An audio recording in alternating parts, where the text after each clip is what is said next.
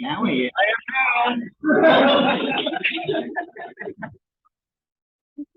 I'm recording starting now. So thanks, David, for finding the 65th meeting, the whole hour worth of meetings. I recorded much of today. I didn't get started on time. And here we go again. We're going to have the speakers and my comments. I have, so we can pass around, an 8-page program that they had for the 65th anniversary. And they actually had a letter writing contest, a letter to the future. So one of them is a 3-pager. And several others here. So those are all available to be passed around. We have a little program from our meeting this morning. It's got all 21 of the original charter members, our current officers, our mission statement, and some information about our meetings on the back. We know when we meet, 7 a.m. Thursday morning, except we're not going to meet on Thanksgiving. And on December 1st, the entire church is going to be in use, and we have to Zoom only on December 1. Other than that, that's hybrid meetings every Thursday morning. And I was particularly struck by a quote that was kind of the basis of the program for the 65th. If I have seen further, it is by standing on the shoulder of giants, from Sir Isaac Newton in 1675. I think that we're in good company being here together. Every one of us enriches every one of us. And if you're looking for something that Toastmasters can give, part of it you're bringing with you. We just help you find it, polish it, and present it to the world. This is an amazing organization I'm so proud to be part of, and that you give me the honor of being the current president. We need to recognize our distinguished guests. We have District Director Don B. Hoff is with us tonight.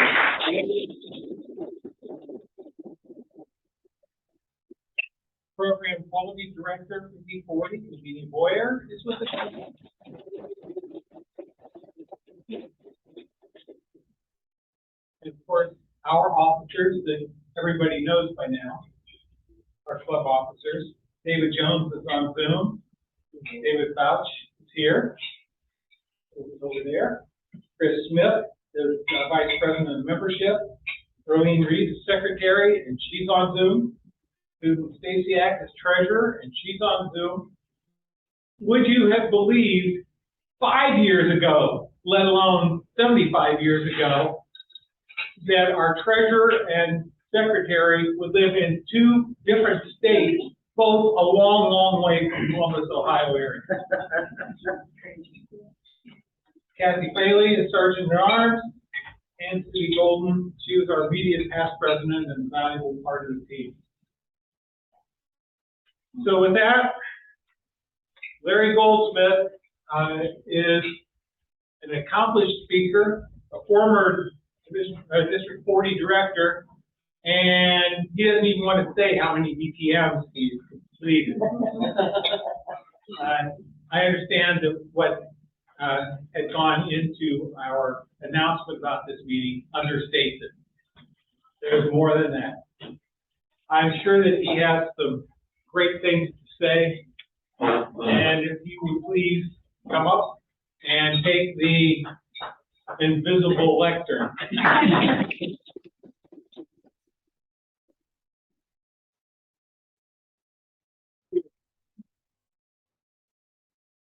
Thank you, and thank you for letting me come to speak to everyone.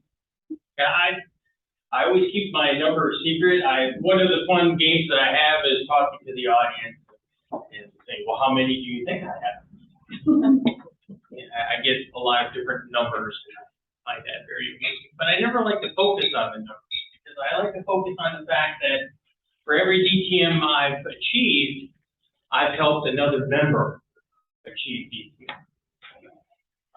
take that role very seriously as a mentor and trying to give opportunities to others to reach that level as well. Because I'm very passionate about the program, very passionate about public speaking and helping others, being that servant leader. And that's always what I enjoy doing. Lovely evening here tonight. Thank you for the meal. Very delicious. I wanted to bring my wife. She didn't want to come. And it's not that she doesn't like Toastmasters. It's been a big part of her life because it's been a big part of my life. But she doesn't like coming to these kind of events. First and foremost, she feels a little out of place. People are very outgoing, love to talk, so love seeing houses here this evening. But she always tells me there's two things that she really hates about attending an event where I'm speaking. The first is she hates my voice.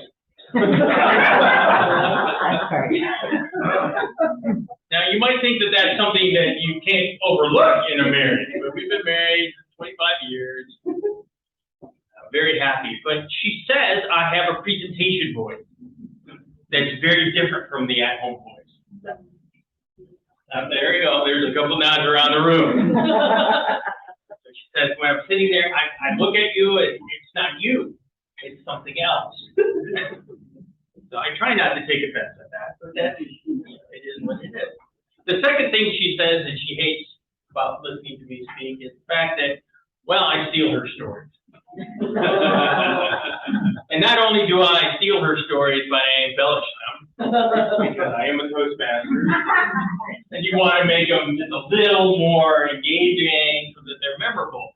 And I can always see her in the audience when she hears me speak, shaking her head like, that is not how it happened. It's all for comedy. Come on, you got to do that. But, so she doesn't like to hear me speak. That's okay. She sends her good wishes. And congratulations on 75 years. Very nice. Now my home, get my bag out too, because I have some stuff that I want to share with you. I will admit to something that Toastmasters are never supposed to admit. I came here with a whole list of notes that I was going to cover, and I left it on my table. I've been trying to call my wife, going, it's on the table, just take a picture of it so I can talk about it. But no, I couldn't find it. So I'm pretty sure they're on the garage floor right beside my car. Don't normally have notes, but I wanted to talk about dates, because I wanted to talk about some of the history coming up here, 75 years. I'm going to wing that. And as I said, Toastmasters never tell your audience you're winging it, but you're in good company. This is a safe, supportive environment, right? Right. Yeah, absolutely. But I am interested to know how many charter members are here tonight. That's got to be the first question, right? I did the math, of course. The minimum age to be a Toastmaster is 18. So if you had a charter member join right at 18, 75 years later, they're in their 90s. So it'd be incredible if they were here, but I can understand that. Wanted to show you my home club right now. I am very proud that I was their club sponsor. So I have their charter paperwork. In 2008, their charter number was 102-9419.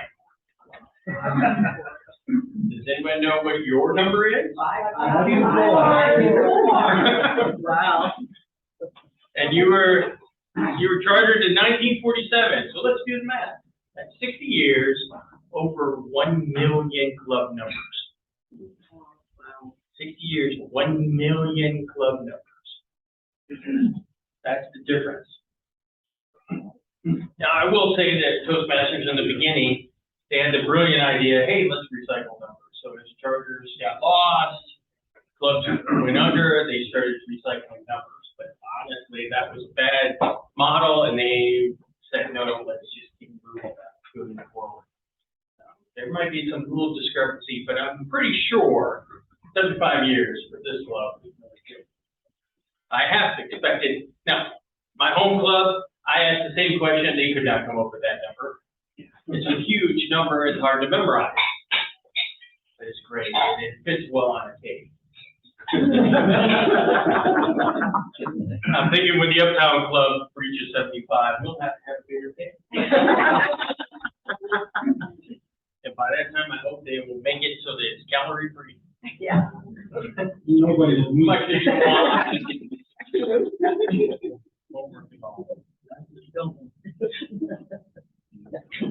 Well, no, Toastmasters is almost 100 years old. So being 75 years old is impressive. And I was reading through what Toastmasters, when they started and how they started, and it was amazing to me that within 3 years of Smedley coming out with his book, The 10 Secrets of Public Speaking, and he published that and said, this is where I want to go, this is what I want to do. He created the name Toastmaster Club, patented it, and was shipping it out. Within 3 years, there were 30 clubs in Canada. And that's why he had to rethink himself and say, no, it's no longer just Toastmasters, it's Toastmasters International. So very quickly, it became an international thing. And the fact that, before internet, before social media, et cetera, get all that in a published book up to Canada I thought was amazing. And of course, they went along, and now I gotta remember date. So this club was originally part of District 10. Now, District 10 was created, at the time, they said that you had to have at least 40 clubs to break into a district. The first club was in Ohio was actually in Akron. And 3 to 5 years later, they had enough clubs to create District 10, the 10th district of Toastmasters International. And it encompassed all of Ohio and some of the lower states that we know now, and even some in Indiana. Then in the 40s, they said, hey, let's bring in Franklin into the mix. And in the 50s, District 10 had grown so big that they decided to bring it far. And that's what created District 40. And the way it is now. So we kind of cut Ohio in half. We said, all right, District 10 stays in the north, District 40 gets the southern parts, and all the good cities. Of course, I want to say that.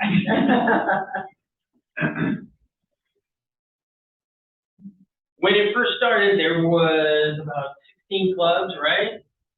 I'm sorry, there was 40 clubs. Now, out of the clubs that originally came down as part of District 40, there's only a handful of them remaining. And I was looking at the reports, really only 4 are active. So that's pretty impressive. Not only are you active, but you were thriving, which is amazing. I'm spending a lot of time up in District 10, working with some of the prison clubs up there, some of the clubs in the southern division of District 10. And every time I go into a club, they've got maybe 8. And you had 8 people this morning, plus several people online. That's amazing. I joined in 2004. So I'm coming up on 20 years. Still a ways away, but I'm coming up on 20 years. I remember the first time I came into the Franklin Club, I was an area director. I was still so used to saying area. So area director. And I was green. I didn't know what an area director really was. I should say, when I joined, I had an awesome mentor. Anybody ever met Wendy Gray?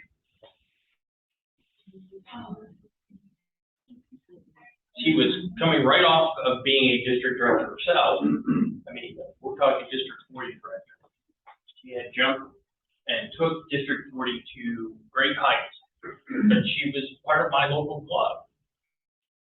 And she was the VP of Education when I joined. And she, I don't know if she saw something in me or what, but she started pushing me hard. All of a sudden, I'm going to contests, not as a competitor, but as a target speaker. No idea what that meant. But they brought me into that, and she was a wonderful person. Unfortunately, within 2 months, she lost her job at Nationwide, where we were working at that club. And she had to go find another job, leaving a vacancy for VP of Education, which I, for some stupid and foolish reason, stepped up and took. But before she left, she had the ear of the district governor, and she said, "Director," and she said, "Hey, Larry could be an area director," and they made me an area director, and I started doing the job without any training. But that's one of the things that I learned is being Toastmasters. If you can't make the training, Toastmasters has a manual. They have a manual for everything. And I've got my leadership manual out, and I started reading through that, trying to learn my job. And the other thing that Toastmasters always has, Toastmasters, people who can help you. And that's one of the things that I learned. If you don't know, somebody is knowing. Start asking the questions, start reaching out, start using the leadership around you. Didn't know what an area director was, but I came here as an area director. And I remember one of the things as an area director you have to do is you have to fill out your visit report. Talk about health of the club, what's good, what's bad, and really, dive into to see what the club's going to be doing. Now, I remember when it came up on the list, oh, hey, I gotta go visit the Franklin Club. And then I looked at it and said, oh, wait, it's 7 a.m.? Meet at 7 a.m. And I dreaded it, I set my alarm, it's horrible. But luckily, you weren't that far away, so I didn't have to drive that far. I showed up, was welcomed in, and I'm like, who are these people who are this awake at 7 a.m.? Let alone prepared to do a speech, prepared to do table topics. It was an eye-opening experience, really. But I'll tell you, after that meeting, after having an opportunity to speak, having an opportunity to meet the people, and really enjoying that day, the rest of my day was amazing. And I'm sure everyone understands this. You go in at 7 o'clock, you have a very energetic meeting, you participate, you socialize, you have a couple of coffee and donuts. You start the rest of your day, you're already up. And you take that energy into your office, into your personal life, however it happens. And by the end of the day, you're exhausted. But the only thing I could think of was, great, I gotta wait 2 weeks now. I have to go back. I need that experience. And now, people say, oh, not a morning club. But yeah, I'm like, oh, if I had a morning club that I could go to, it's just amazing how much energy you pull from an audience. So thank you. Because then when I wrote out my report, I'm like, oh, I don't see any problem. You got tons of leaders. I don't have to worry about this club. And thank goodness, because again, I was first time, very green, I had no idea. But you made it easy, so thank you. Well, all right, so I'm a Toastmaster now. What am I gonna do? What am I gonna learn? We all join Toastmasters for different reasons. And many of you probably know my reason was I'm in IT, information technology, I'm a technology analyst. What I do all day is to talk to the business, what do you need to do, and then I have to turn that around and talk to the technical people and say, here's what they want, let's talk about solutioning. All my presentations are very boring. All right, system needs to do this, do this, and do this. So if I do this and do this, very boring. And I have a dramatic arts degree. I went for marketing, and I minored in theater and dramatic arts. So that's where I loved to play. But I was just bored at the office. And my friend said, hey, you should join Toastmasters. What's Toastmasters? And he explained it to me. So I showed up for a meeting. And sure enough, they convinced me to do a tape topics. And I don't remember the question. I never can remember the question. Never remember the question. But I remember the stipulation was I had to answer the question as if I was Dracula.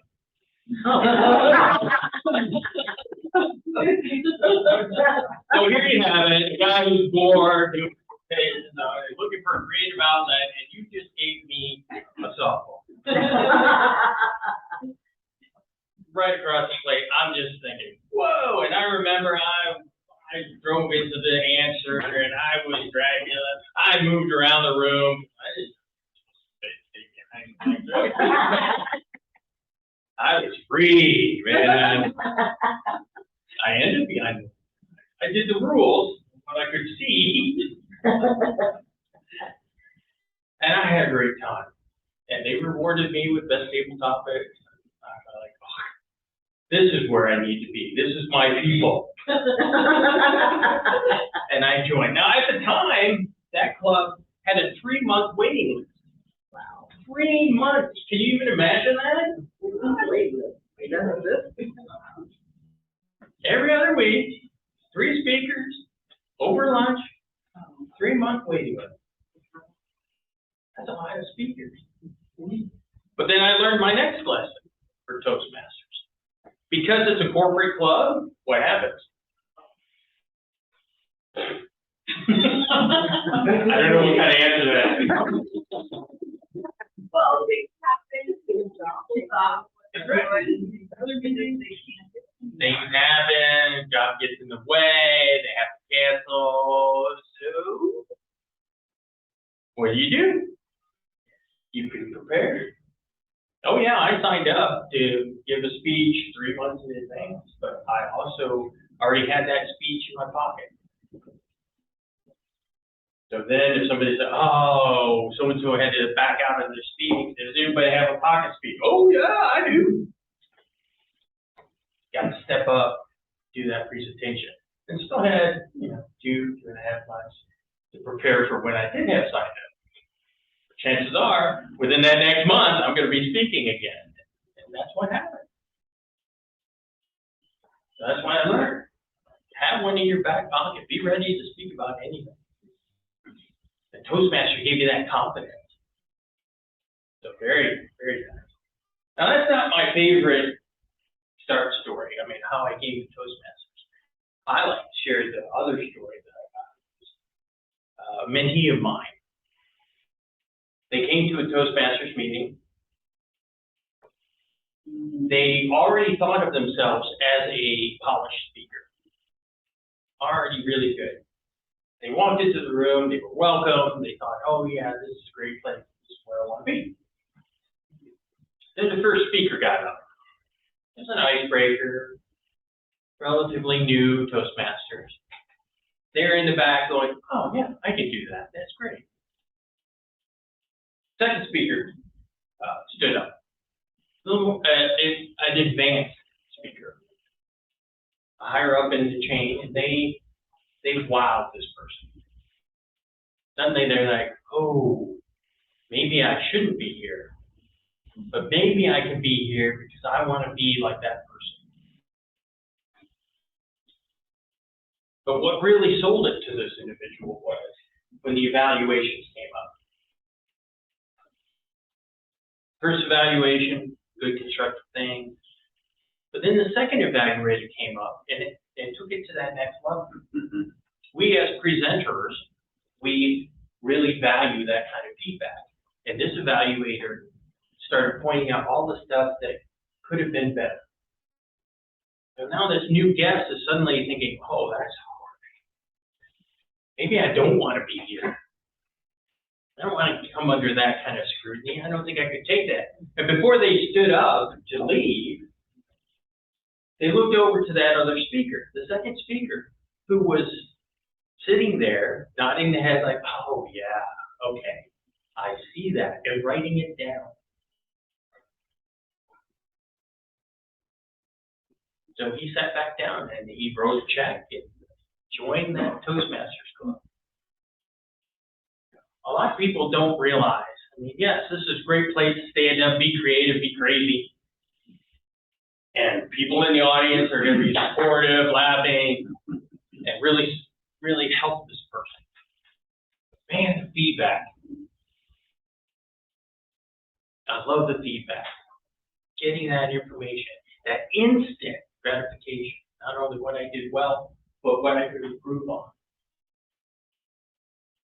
Too many people, they look at that number after the DTM and they don't think they can find stuff to tell me about. But I tell you, every person that evaluates me, they go, well, if I really wanted to push, this is what I would get. And I take that to heart.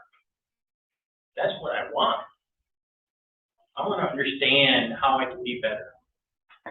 And that's what I joined Toastmasters for. That's why I continue to do Toastmasters. It's a very passionate program. I love being part of it. There's no reason not to be part of it. Learn a lot.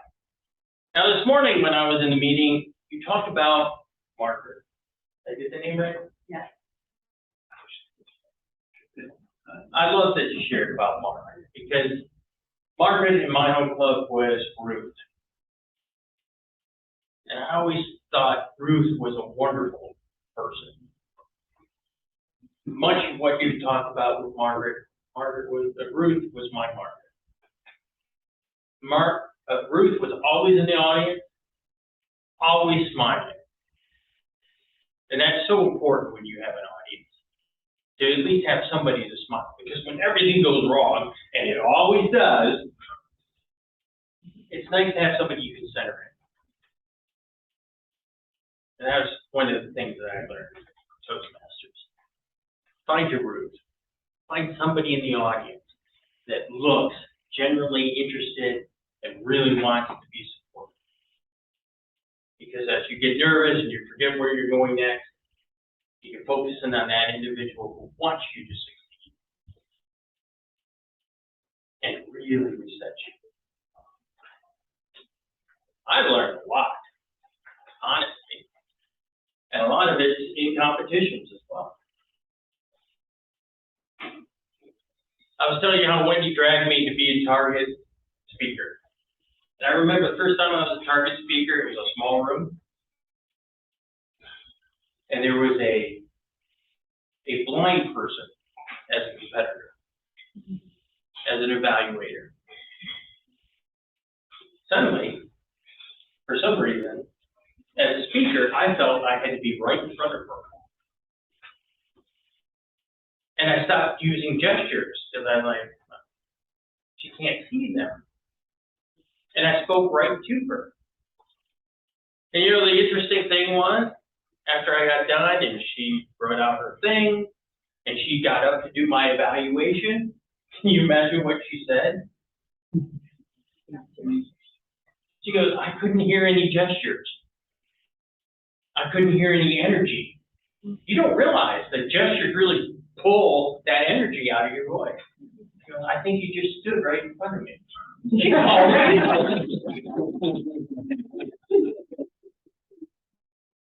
But that made me realize, you know, when you're working with an audience, there's all things there. And if you really want to pull the energy, if you want to really take your presentation to that next level, you've got to tap into that and be willing to pull off of that. You're also going to have to deal with this. My first contest, I thought I had a wonderful speech, got past the area, no problem. Went on to division, got beat. It was a great speech, I won't deny it. But here's the thing about it. No matter how much that I felt disappointed, I still went to the district conference. I sat next to the person who beat me. Yes, I secretly wish that whatever they were eating, they I'm too proud of that. I was thinking that. And we're laughing, we're talking, etc. But people kept coming up and they were like, "Oh, hey, Larry, really loved your division contest speech. That was so creative. I enjoyed it. Are you here to do it tonight?" And of course, the winner's right there. I'm like, "No, I didn't win. I'm looking forward to hearing this gentleman represent our division." But that was another thing I learned from being in Toastmasters. Like, yeah, you're going to lose, but is it better to win or be remembered? And I realized just how powerful it is to be memorable and how important it is to really make your message stick to be memorable.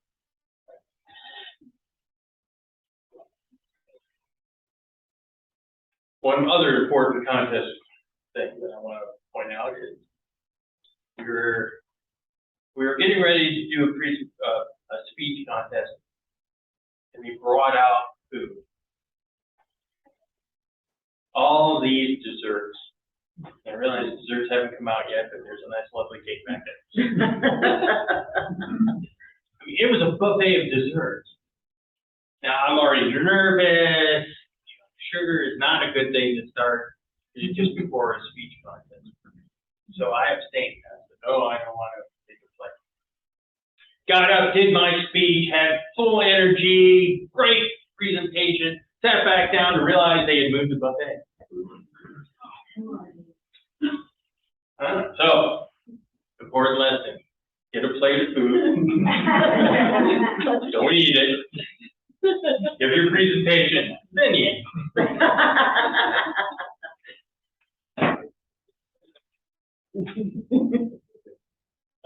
See, I'm here to give you life lessons. Now, the big risk, of course, is if you're sitting next to a competitor who's hoping that you eat something that disagrees with you.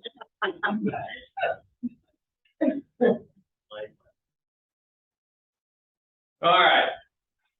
The other lesson I learned is when somebody says, "Hey, give a good presentation, give a good speech, take how much time you want." And there's no clock in this room. I'm thinking, how long do you want me to go? Right? I'm hearing that. Okay, you're around. In the early years of being a Toastmasters, I made it a goal of mine just to visit as many clubs as I can. Because you meet amazing people. Being a district governor was amazing because I got to meet people from all over the world. Being part of conferences. That's really the one time that my wife really got excited about Toastmasters. Because the first time I was a district leader, the conference was in Orlando. Oh, I'll go to Orlando. Had a wonderful time, had a great conference. Next year, we were in Vegas. Oh, I'll go to Vegas with you. Went to Vegas, had a great time, great convention. International conventions are awesome. Next year, Cincinnati. No, that's all right. So many stories, so many people. The one thing I wanted to say about Ruth. Ruth was just short of getting her DCAM. She just needed a year of district service, and I had convinced her that she needed to be an area director. I would help her along the way, and unfortunately, her husband passed away. And she decided she needed to spend some time for herself, to even quit Nationwide, spend more time with family. Can't deny that for her. But the amazing thing was, when I showed up for the viewing to show my support, over half the people were Toastmasters. That's one of the things that sneaks up on you. It's not just a club. Not just a supportive test environment where you can make your mistakes, get your feedback, and take that out into the real world. You start to become a family. And that's the feeling I always get when I visit Franklin. You're a family. And I enjoy visiting all the time. I'm so honored that you thought of me this evening to talk to you while you were doing this wonderful meal and the celebration of 75 years. I do hope you continue on. You're one of the strongest clubs in the district.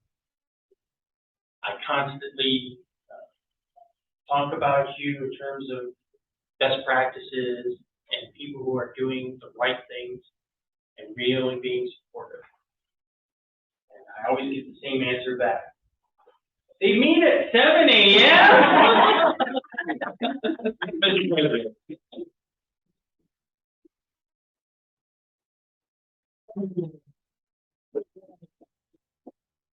So glad you could be here and share all that with us.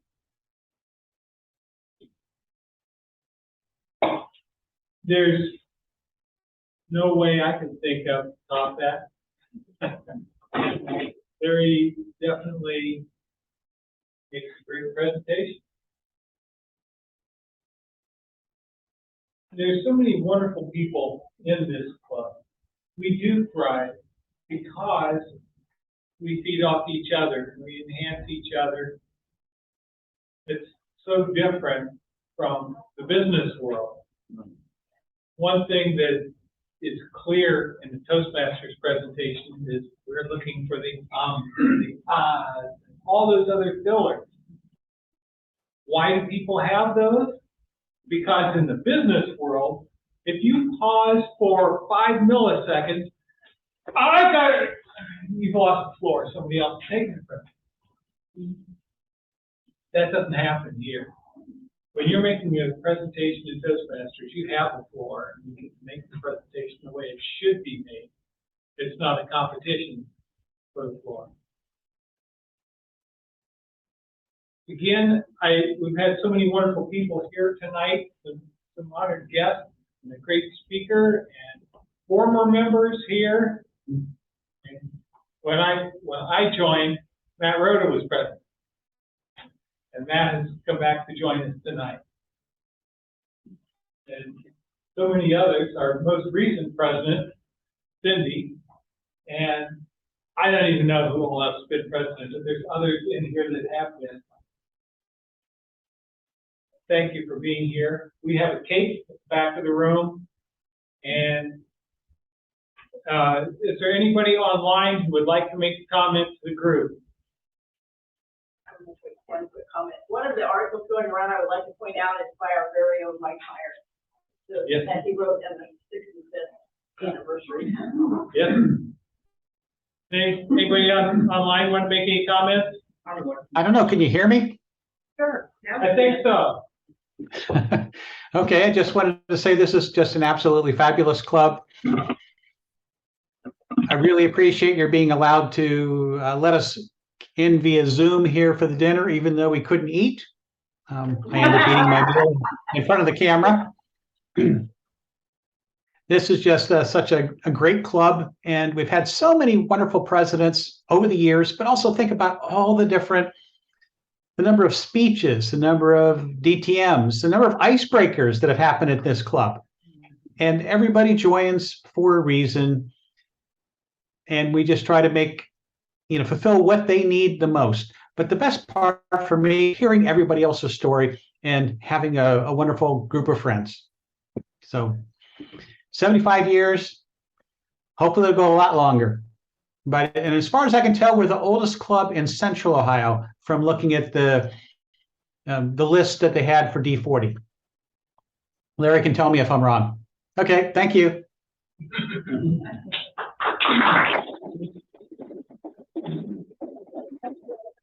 Early enough to go. Early? Hello, everyone. Hey, Early. Hey. I Hey. wanted to say this is still the club that has the best hour in Central Ohio. Okay, we still got it.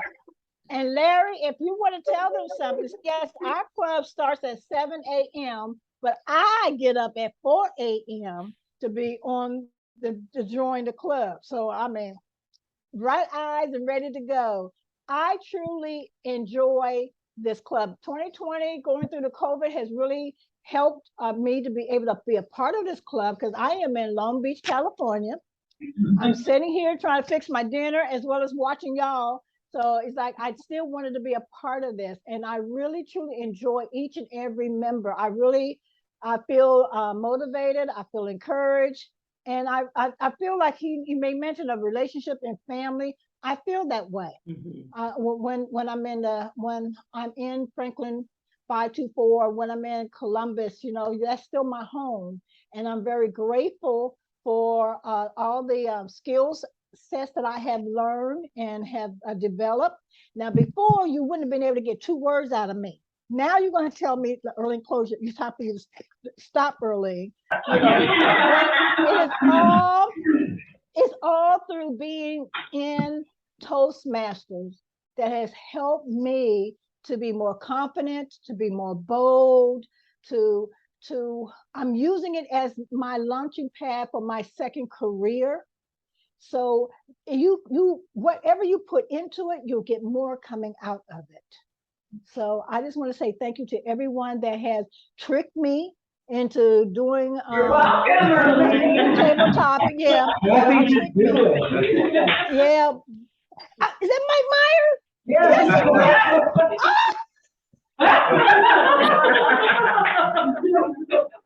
Earlene, tell us, how long did it take you to do your icebreaker? Oh, it took me years. Yeah. It took me years. And I am still, I opened up another can of worms. But anyway, I just want to say I really, truly enjoy being here for the 75th anniversary and seeing you guys, all right? You really mean a lot to me, all right?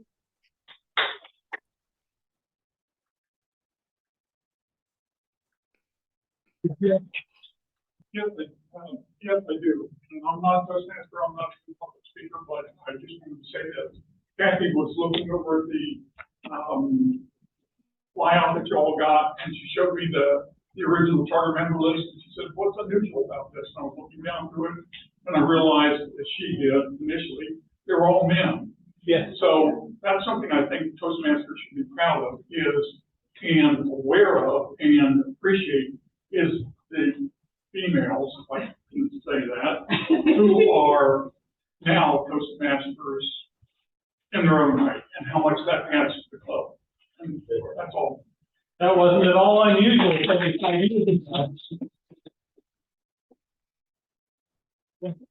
Thank you for pointing it out. Anything else? I think we're about ready to end the Zoom, but we have, everybody should sign the guest book. Yeah, I would appreciate if you just put your name, if you're willing to give us your email address, that would be wonderful, but I just want to make sure we know who it is here. And I think we're getting close to having the cake and ending the Zoom. Okay. Absolutely.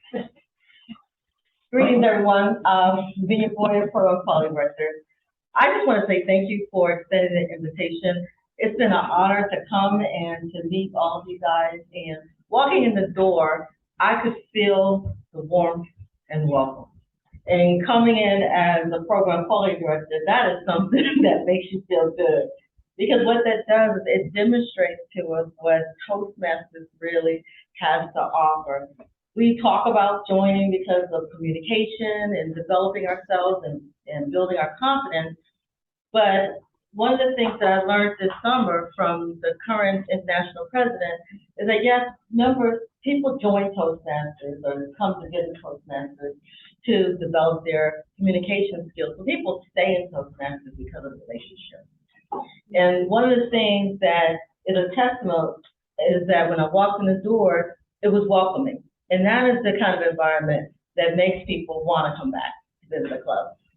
And I'm looking at this banner. So we keep talking about the 75 years, but if you see all of those ribbons on that banner, that represents not just that the club had meetings, but that represents that the club made the members feel successful in their personal journey and developing themselves, the contribution that they give, not just for the club, but for the district and the growth.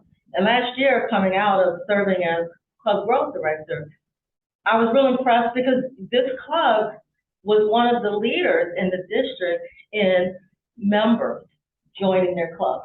It's coming in this time with COVID, where we've been challenged with people trying to navigate themselves in a virtual environment. Here you have a club that is a leader in showing we can make communication work no matter how we do it. And we can make people feel welcome and successful no matter what the platform is. And I just want to say thank you, and I'm looking forward to learning from you, learning from the club with how I can wrap this up and package it up and spread it out in the district so that all the other clubs in the district can be miniature Franklin clubs, so that the district can grow to become so much more. So I'm looking forward to another 75 years. I won't be here for the next 75-year anniversary, but I can envision it. And so thank you.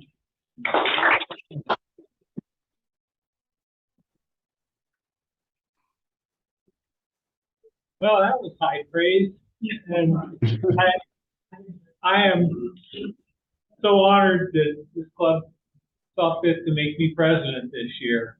This has been an amazing club to be part of, and to think that here I am as president for this 75th anniversary meeting. And I'm glad that we went ahead with the Zoom. I thought that went really well with people doing the greeting online during the open time, and that we were able to have people involved for this part. With that, I think we're going to end the Zoom session. Does anybody else have anything else before I do? I didn't forget something. No, you stay up here. I came across this and said, oh, I need to give this. I know 75 years, that's what, diamond? But I would like to present you with a golden gavel. Oh, amazing! Congratulate you on your 70th.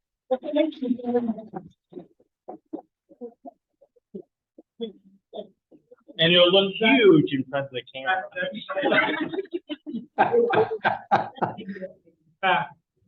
Yeah, how about let's get a picture? On. Oh, that's sick, and I don't know anything about that. Point and shoot. Point and shoot, okay. Zoom if you need to. Take the plastic off. Get the fingers Get this thing out of his pocket. Yeah, there you go.